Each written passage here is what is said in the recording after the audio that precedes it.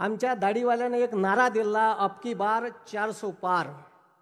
आता ते 400 पार कायचे होय त्या दाढीवाल्यानं सांगितलं नाही आहे। हे समजून घ्या का तो जर चोट्टा सत्तेत आला तर तो तुमची डीएपीची बॅग 400 पार नेणार आहे, तुमचं पेट्रोल डिझेल 400 पार नेणार आहे।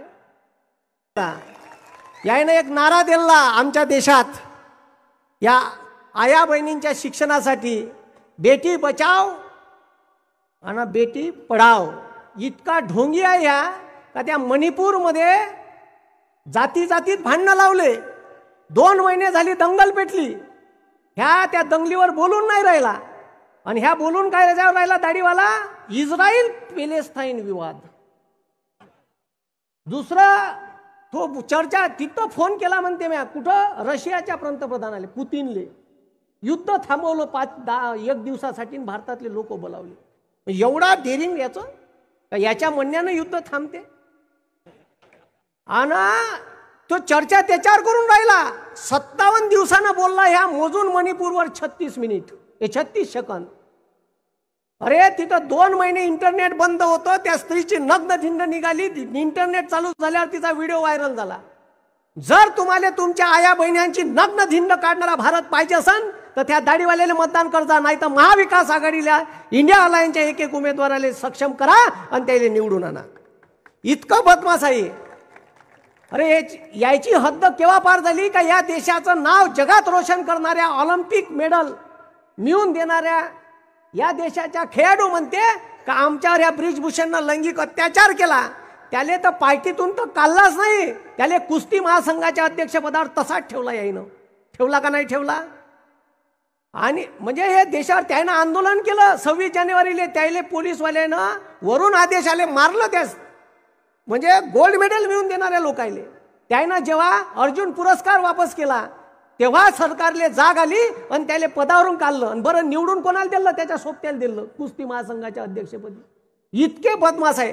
आणि आता त्याच्या पोराले खासदारकीची सीट दिली। अरे शेतकऱ्याची तूर 12,000 गेली तर यानं इजी तोरून अकातल्यासारखी तुरीची दाय बोलावली, त्याला माप नाही, दंड नाही। शेतकऱ्याचा विचार करते का हे पहा तुम्ही। आणि ते तुरीची दाय खपली नाही, तुरीचे भाव 4,000वर आले तर ते कंट्रोलले भोगदाड पडलेली घुबड्यानं टोचलेली दाय साल्यानं कंट्रोलले इकली 32 रुपये किलोनं। इकली का नाही इकली? इकली का नाही इकली?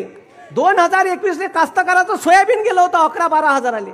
डिसेंबर महिन्यापासून सोयाबीन वाढून राहिलं होतं। ऐन ऑगस्ट महिन्यात त्या अमेरिकेतून 12 लाख टन सोयाबीनची डीओसी ढेप बोलावली आणि त्या सोयाबीनचे भाव पाडले। ऐन तोंडात घास आणणारा शेतकऱ्याचा हिसकावून घेतला यानं। हे शेतकऱ्याचं कैवारी आहे? अरे लुटून खाल्ला यानं देश। 538 रुपये डीएपीची बॅग होती, 1350 केली। पेट्रोल डिझेलचे भाव आकाशाला भिडून गेले, खर्च वाढून गेला, फवाऱ्याच्या औषधावर जीएसटी लावली। मग तुम्ही विचार करा, हे सरकार शेतकऱ्याच्या हिताचं आहे का? गुजरातचा कांदा निर्यात करायला परवानगी दिली, 2000 मेट्रिक टन पांढरा कांदा, आणि इथं कांदा उत्पादक शेतकरी आहे, महाराष्ट्राचा कांदा निर्यात नाही होणार म्हणते। सांगा, आणि निर्यात आता परवानगी दिली तर त्याच्यावर एवढे निर्बंध लागले का कांदा निर्यातच नाही झाला पाहिजे ना, शेतकरी उभ्यानं मेला पाहिजे। इथं नगरमध्ये आता मी काही गावात फिरलो, 7 तारखेला फिरलो, एक जाधव नावाचा शेतकरी भरला। तो म्हणे मी हार्वेस्टर घेतलं म्हणे, सरकारनं सांगितलं का जवळपास 1.5 का 1.25 करोड रुपयाची मशीन आहे ते ऊसाचा हार्वेस्टरची, त्याच्यावर 40 लाख सबसिडी होती म्हणे।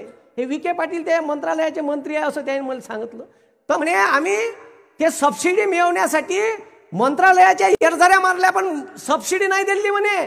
काही शेतकरी आहे ना तर 4-5 लाख रुपये त्याला फिरवती दिली म्हणे, म्हणजे घुस चालली तरी त्याची सबसिडी कॅन्सल केली। आणि तू ज्या कोणा लोकांना लिस्ट पाहिजे असन तर मायापाशी 90 शेतकऱ्याची लिस्ट आहे का ज्याला सबसिडी नाकारली या सरकारनं। इतकं बदमाश आहे, म्हणून हे लक्षात ठेवा। आणि मग आता हे सभा घ्यायला येऊन राहिले, त्याला वाटते का आता चित्र पालटते आणि आता का करायचं, याचा पक्ष बोल, मान्य बाळासाहेब ठाकरेचा पक्ष बोलला, सुरत मार्ग गुवाहाटी 50 खोके माजले बोके। मग त्याच्यानंतर पवार साहेबाचा पक्ष बोलला। अरे 10,34,000 करोड रुपयाची कर्जमाफी केली साल्यानं उद्योगपत्याची. त्या मुक्या अन्या हे एक अडाणी आहे, त्याची कर्जमाफी केली 10,34,000 करोड. पण शेतकऱ्याची 1.5 करोड कर्जमाफी, 1.5 लाख करोडची कर्जमाफी आहे जी ते करायला पैसे नाही म्हणते साले.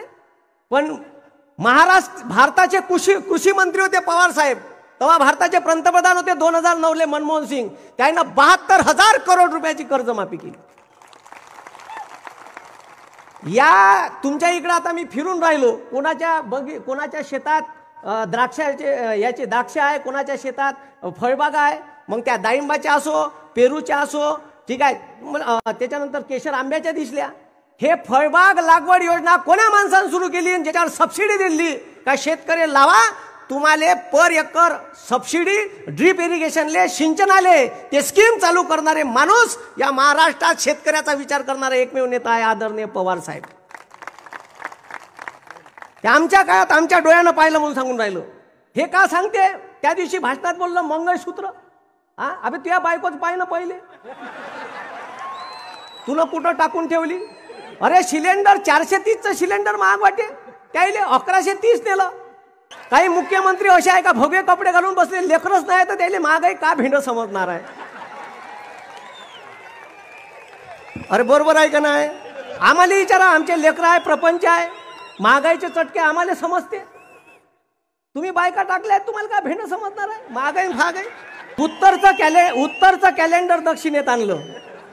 2026 लोकसभेची डेडलाईन डिलिमिटेशन म्हणजे मतदारसंघ पुनर्रचनाची संपणार आहे आणि भारत सरकार एक कमिशन नेमन आणि मतदारसंघाच्या सगळ्या बॉर्डर चेंज होईल. तेव्हा ह्या का करण, ह्या जर तुम्ही निवडून दिला, हे इथची डेव्हलपमेंट नाही करणार, तो तिथची करण. कारण ते पार्सल तिथं वापस जाणार आहे डबल. आता राखीव आहे म्हणून ते इकडे उडी मारलं त्यानं, समजलं का. म्हणून हे समजून घ्या, मी तुम्हाला सांगून राहिलो. म्हणून येणाऱ्या निवडणुकीत, ठीक आहे, आणि जे सरकार आहे या सरकारनं शेतकऱ्याचा विचार नाही केला. एक अग्निवीर सारखी स्कीम आणली. अरे तलाठीची भरती होती 1000 रुपये फी.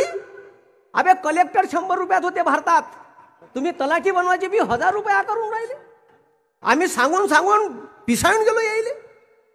इकडं 75,000ची भरती काढली, इकडं महाराष्ट्रातल्या 238 वेगवेगळ्या क्षेत्रातल्या यायनं नोकऱ्या, 238 क्लास 2 क्लास 3च्या पोस्ट, ठीक आहे, कॉन्ट्रॅक्ट भरतीचा GR काढला आणि प्रायव्हेटायझेशन करून टाकल्या. मला समजलं, मी आंदोलन केलं त्या वर्दीत आणि दुकानं टाकले. मोदी चायवाला, बेरोजगार पकोडा सेंटर, त्याच्याच भाषेत त्याला थोपकारात आणली. 8 दिवसात GR साल्यानं मग मागं घेतला. अशा आगुटत नाही. म्हणून माय म्हणणं एवढंच आहे, इंग्लिश बोलणारा खासदार आहे. इंग्लिश बोलतेस ना फक्त का अजून काही सोमर आहे. यायनं दिलं मला इंग्लिश बोलणारा खासदार आहे. मी म्हणलं बरं झालं, पेनार गिनार आहे का नाही तर ठीक आहे, म्हणून बोलणाराच आहे का असं विचारलं. तर अना तुम्हाला सांगतो, हे भविष्यात बीजेपीचा प्लॅन आहे का. हे उरली तिकडे गेलेली शिवसेना आणि तिकडे गेलेली घड्या आहे, हे खतम करायच्या मागं आहे. मोजून 4 सीटा दिल्या 48 पैकी. किती सीटा आणि अशा दिल्या का ज्या निवडून नाही येत. मग तुम्ही विचार करा आता.